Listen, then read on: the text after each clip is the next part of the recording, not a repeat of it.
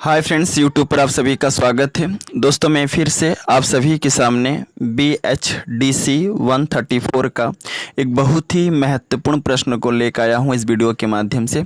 और यह एक ऐसा प्रश्न है जो कि एग्ज़ाम में हमेशा आता है और इस बार भी एग्ज़ाम में आने की संभावनाएं काफ़ी ज़्यादा है। तो मैं आप सभी से रिक्वेस्ट करता हूं कि आप एग्ज़ाम में जाने से पहले आप इस प्रश्न को ज़रूर से ज़रूर पढ़ के जाइए, क्योंकि मैं जो प्रश्न बता रहा हूं यह प्रश्न जो है हमेशा प्रीवियस ईयर के प्रश्न पत्र में पूछा गया है और इस बार भी 100% चांसेस है कि एग्ज़ाम में प्रश्न आएगा। ओके, क्योंकि आपके प्रश्न पत्र में वापसी से संबंधित वापसी एक कहानी है उषा पिरिवंदा का। तो इस कहानी से संबंधित जो है प्रश्न एग्ज़ाम में रहेगा ही रहेगा। तो आप इस वीडियो को पूरा देखें, क्योंकि मैं इस वीडियो में वापसी कहानी का सारांश को बताऊंगा जो कि आपके एग्ज़ाम के लिए काफ़ी ज़्यादा इम्पोर्टेंट है। ओके, तो आइए चलते हैं और प्रश्न पढ़ते हैं जो कि एग्ज़ाम के लिए काफ़ी ज़्यादा इम्पोर्टेंट है। तो प्रश्न है कि वापसी कहानी के सारांश को अपने शब्दों में लिखो। ओके, तो सबसे पहले हम बता दें कि प्रस्तुत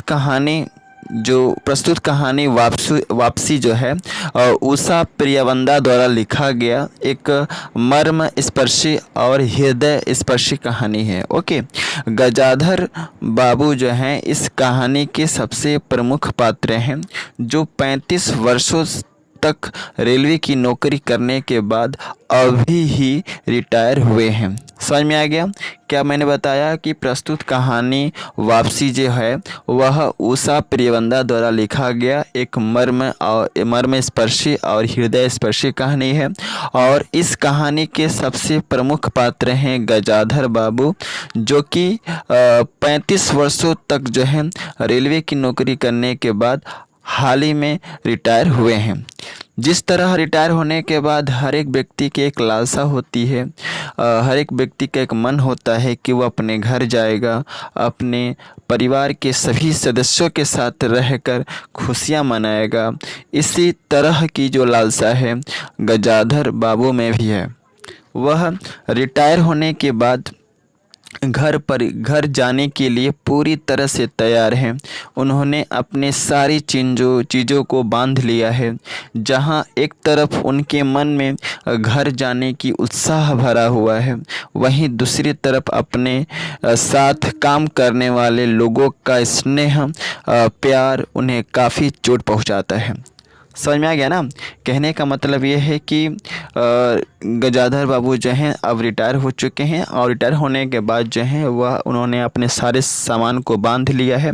और इसलिए अपने सारे सामान को बांध लिए हैं कि वो अपने घर जाएंगे और घर जा कर के जो है अपने परिवार के सभी सदस्यों के साथ रहकर खुशियाँ मनाएंगे। ओके, लेकिन दूसरी तरफ जहाँ एक तरफ उनके मन में घर जाने का उत्साह है, वहीं दूसरी तरफ उनको याद आ रहा है उन लोगों का प्यार जो कि रेलवे की नौकरी करते वक्त उन्होंने पाया था। ओके, लेकिन दूसरी तरफ मन में यह विचार है कि बाकी का ज़िंदगी वह घर जाकर सभी परिवार के लोगों के साथ बिताएंगे। लेकिन जिस तरह गजाधर बाबू ने सोचा था उसका विपरीत ही होता है। उनकी सारी आशाएं पूरी तरह से भंग हो जाती है। जैसे ही गजाधर बाबू अपने घर पहुंचते हैं, वह देखते हैं कि घर परिवार के सभी सदस्य अपने अपने तरीके से जीवन का यापन कर रहे हैं। उनका बेटा जो है घर का मालिक बना हुआ है और यहाँ तक कि उनकी बेटी और बहू घर का कोई भी काम नहीं करती है। जब कभी उन्हें घर का कोई काम करने के लिए कहा जाता है तो वह अपनी आवश्यकताओं से अधिक खर्च करती हैं। इसलिए गजाधर बाबू की पत्नी अपनी घर की रसोइयाँ बनाने की सारी जिम्मेदारियां अपने ऊपर ले ली है। इसके अतिरिक्त घर का अलग अलग कार्य को करने के लिए नौकर रखा गया है, जिसका कोई ज़रूरत भी नहीं है। ओके, इसके साथ साथ घर में यह देखा जाता है कि जिस घर परिवार के सदस्यों की खुशी के लिए गजाधर बाबू ने अपनी सारी जीवन रेलवे के एक छोटे से क्वार्टर में रहकर बिताया, कितना मेहनत और परिश्रम किया, ऐसे गजाधर बाबू को परिवार के किसी भी सदस्य में उनके प्रति स्नेह और प्रेम नहीं है। इसके अलावा जब गजाधर बाबू अपनी बेटी को डांटते हैं तो वह मुंह फुलाकर बैठ जाती है। साथ ही साथ पत्नी भी गजाधर बाबू को यह सलाह देती है कि वह बेटे, बहू और बेटी के किसी भी बात को लेकर उनके बीच में ना आए।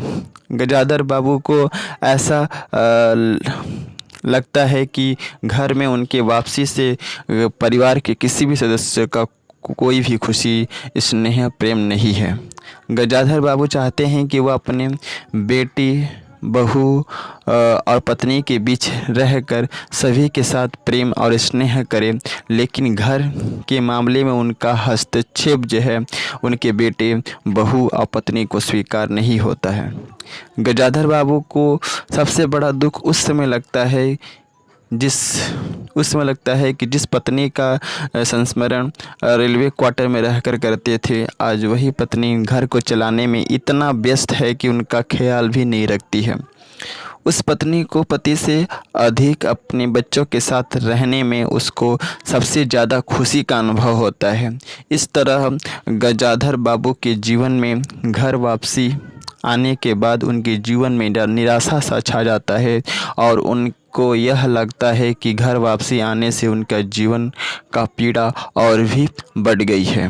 कहने का मतलब यह है कि इस कहानी का सबसे प्रमुख उद्देश्य यह है कहानीकार का कि जिस तरह हर एक व्यक्ति का एक लालसा होता है, हर एक व्यक्ति का एक इच्छा होता है कि वह नौकरी करने के बाद जब वह रिटायर हो जाएगा तो अपने घर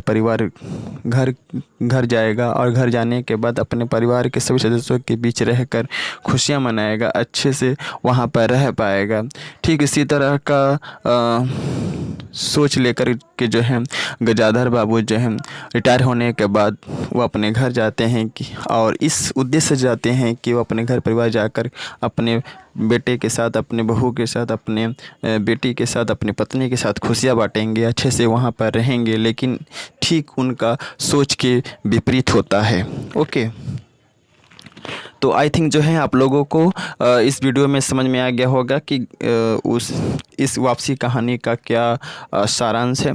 और एक चीज़ बता दूं कि इसका अगर आपको PDF चाहिए तो आप टेलीग्राम चैनल से जुड़ सकते हैं। मेरे टेलीग्राम चैनल का नाम है इग्नू लर्नर, जो कि मेरे यूट्यूब चैनल का नाम है। तो आप टेलीग्राम चैनल से ज़रूर जुड़ जाइए, क्योंकि आप जैसे ही टेलीग्राम चैनल से जुड़ते हैं मैं इसका PDF आप सभी को दे दूँगा। और इसके रिगार्डिंग बहुत सारे वीडियो मैंने चैनल पर अपलोड किए हैं, तो वे सभी वीडियो को आप ज़रूर देखें, क्योंकि उन सभी वीडियो को अगर आप देख लेते हैं तो आई थिंक जो है आप इस सब्जेक्ट में अच्छे स्कोर कर पाएंगे। So best of luck for all of you for your exam and thanks for watching my video.